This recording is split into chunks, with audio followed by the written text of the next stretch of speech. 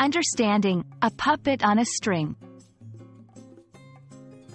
Hello everyone, and welcome back to our channel. Today, we're diving into an interesting English phrase that you might have heard before, a puppet on a string. This metaphorical expression carries a lot of weight in English conversations, and understanding it can add depth to your language comprehension. Let's explore its meaning, origins, and how you can use it in everyday conversations. A puppet on a string refers to a person who is being controlled by someone else, lacking independence in their actions and decisions. Just like a puppet is manipulated by the puppeteer through strings, this phrase suggests that the person in question doesn't act on their own volition but is instead directed by another individual or force. It's a powerful way to describe someone's lack of autonomy or freedom. The imagery of puppets has been used for centuries to entertain and convey stories. The specific phrase, a puppet on a string, captures this visual metaphor to describe control and manipulation. It's unclear when this phrase first emerged in the English language, but it has been a part of literature and spoken word for a long time, illustrating the dynamics of power and influence among people. 1. In politics.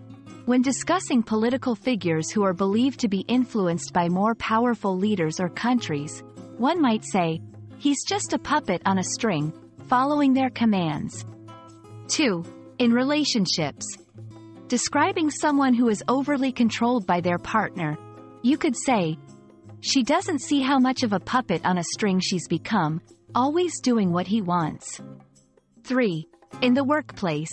Talking about a colleague who never stands up to the boss, regardless of the situation, he won't voice his true opinion. He's like a puppet on a string.